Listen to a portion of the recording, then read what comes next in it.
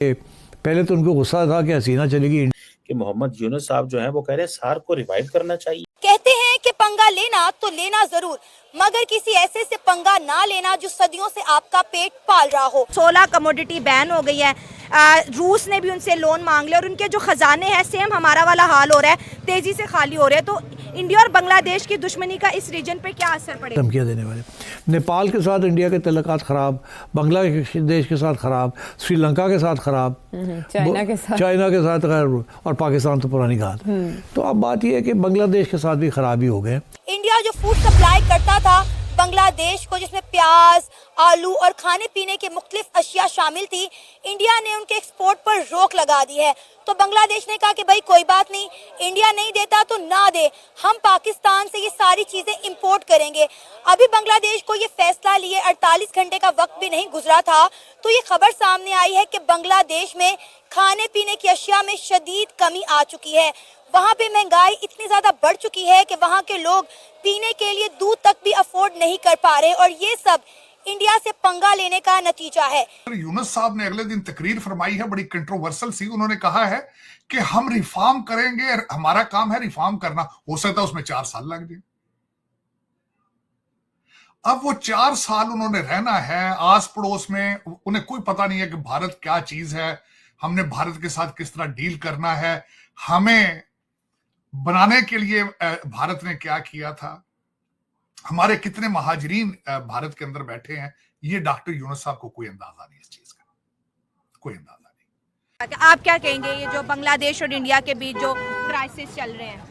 यार दरअसल अगर देखा जाए तो पाकिस्तान ने बांग्लादेश के साथ कुछ अच्छा नहीं किया। अच्छा ठीक है। हम जो स्टडी में पढ़ते हैं वो सिर्फ ये कब पढ़ते हैं कि यार बांग्लादेश ने हमारे साथ गलत किया, लेकिन अगर हम उसकी अच्छी हिस्ट्री पढ़े, असली हिस्ट्री पढ़े, क्रिटिकल हिस्ट्री पढ़े, तो हमें देखा जाए कि हमने बांग्लादेश के साथ बहुत जुल्म किया। अच्छा। क्योंकि जो हमारा 80% जो इकोनॉमिकल था वो बांग्लादेश से आता था, लेकिन हम उसको कुछ दे नहीं रहे थे।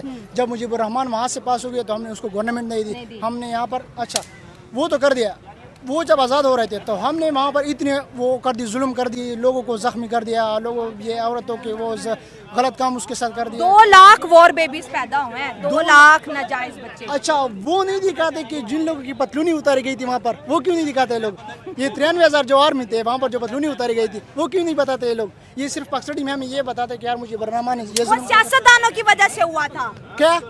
ये जो 93,000 हुए थे वो लोग जो, अच्छा ये बात है कि एक ये है कि जो बांग्लादेश से जो भी रिवॉल्यूशन, जो भी मूवमेंट स्टार्ट होती है वो हमेशा कामयाब होती है। आप जो बांग्लादेश की जो मूवमेंट है, जब पाकिस्तान आज़ादी की मूवमेंट थी वो सबसे पहले कहाँ से स्टार्ट हुई थी? बांग्लादेश से स्टार्ट हो गई। मशरकी पाकिस्तान सबसे आगे था, सबसे आगे मैं एग्री करती हूँ, लेकिन आज उसके खजाने खाली हो रहे हैं। आज 16 आइटम्स उसके ऊपर इंडिया ने बैन कर दिए हैं। रूस ने $630 मिलियन का कर्जा डिमांड कर दिया है। अडानी, क्योंकि इंडिया का बहुत बड़ा बिजनेसमैन है, वो वहाँ पे बिजली देता था सस्ती और उधार की बिजली, वो भी बंद कर दी। तो अब बांग्लादेश कहते हैं ना ये कंगलादेश बनने वाला है।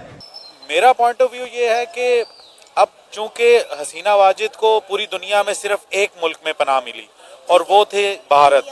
अब इंडिया में जब उनको पनाह मिली तो अब इंडिया की पूरी कोशिश है और वो पूरी दुनिया के साथ मिलकर, जो उनके सपोर्टर हैं उनके साथ मिलकर ये पूरी कोशिशों में लगा हुआ है कि बांग्लादेश की इकॉनमी किसी भी तरह अपने पांव पर खड़ी ना हो पाए। क्योंकि अगर बांग्लादेश की इकॉनमी अपने पांव पर खड़ी हो गई तो उनका नैरेटिव जो है, जो एंटी बांग्लादेश है, वो उनका नैरेटिव दफन हो जाएगा। और इस हवाले से चूंकि मेरा ताल्लुक खुद टेक्सटाइल इंडस्ट्री से है, तो textile is the backbone of the Bangladesh economy, और दुनिया का सबसे बड़ा गारमेंट मैन्युफैक्चरर जो है वो बांग्लादेश है। उसकी अब वो सेक्टर भी इस वक्त बुरी तरह से मुतासिर हुआ है। उनके बैंक्स, उनके फाइनेंशियल इंस्टीट्यूशन, सेंट्रल बैंक्स उनको बिल्कुल सपोर्ट नहीं कर रहे। सर क्या वजह है? 4 महीने हो गए हैं, वो चाहते थे शेख हसीना वाजिद अपनी हुकूमत छोड़े और यहाँ से चली जाएं, वो चली गई। 4 महीने हो गए, अभी तक बांग्लादेश जो है वो एहतजाजों की आग में क्यों जल रहा है? क्यों उनकी टेक्सटाइल इंडस्ट्री जो है वो खसारे का शिकार हो रही है? देखें, एक तो इसमें 2-3 चीजें थी। एक तो जब ये हालात इस तरह के पैदा हुए तो ओवरऑल दुनिया ही पूरी एक इन्फ्लेशन की आग में, ओवरऑल एक वर्ल्ड इकोनॉमी भी दबाव का शिकार थी। ऊपर से हुआ ये कि उनको इंटरनल पॉलिटिक्स और उनका इंटरनल सिस्टम भी इस तरह से धचका लगा कि जो, और फिर पिछले साल ऐसा हुआ है कि बांग्लादेश भी IMF के नरगे में आ चुका हुआ है। और ये this was the very first time कि बांग्लादेश भी आईएमएफ के नरगे में आया हुआ है। और आईएमएफ की अब पॉलिसी है, एक तरफ पॉलिसीज हैं, दूसरी तरफ ये जुलाई, अगस्त और सितंबर का वो ये जो 3 महीने थे उनकी इकोनॉमी बिल्कुल जो है वो बैठ गई और उसमें एक्सपोर्ट बिल्कुल नहीं हुई। मैं अगले दिन जब रिसर्च कर रहा था मौलाना फजलुर रहमान के इस वक्त जो कारोबार है, जिस वजह से वो जरदारी साहब से नाराज हैं, गवर्नमेंट से नाराज हैं, मेरी बात सुन के पांव के नीचे से जमीन निकल गई। मौलाना फजलुर रहमान साहब के पास 24,000 मदरसे हैं, उनके मालिक हैं 24,000 मदरसे। 18,000 मस्जिद जो मदरसे हैं वो दूसरे सब लोगों के हैं, जो दूसरा पाकिस्तान में सारे मौलवी बैठे हैं। 24,000 मदरसे इनके साथ अटैच है, मौलाना फजलुर रहमान के साथ। और सबसे बड़ी इसमें बात बताना चाहूंगा, 1839 के अंदर ये ब्रिटिश लोगों ने कानून बनाया था कि ये यहां पे सिर्फ इस्लाम की तालीम देते हैं, इनको रेगुलर इंस्टीट्यूशन इनको हम रिकॉग्नाइज ही नहीं करेंगे।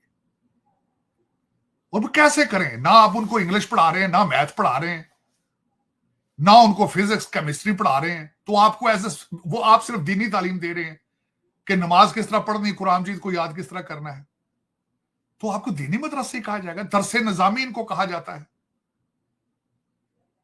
तो दर हकीकत अगर देखा जाए तो 24,000 मदरसा इनका, 18,000 मदरसा दूसरा।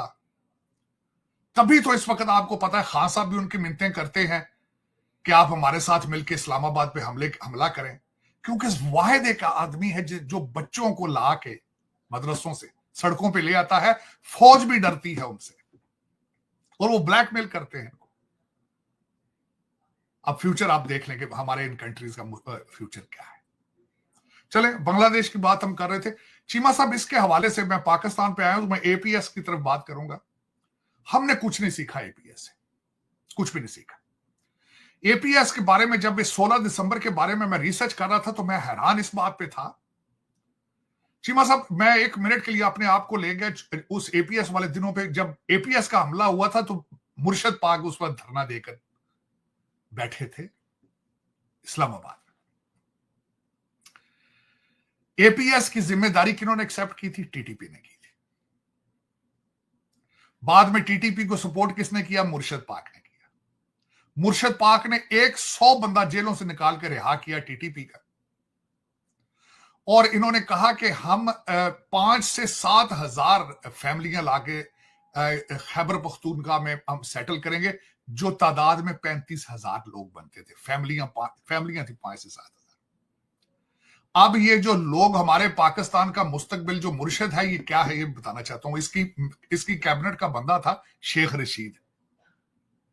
उसने इस्लामाबाद में प्रेस कॉन्फ्रेंस या किसी जगह खड़े होकर स्पीच में कहा था, हमें अफगानिस्तान के साथ हमें कोई खतरा नहीं है,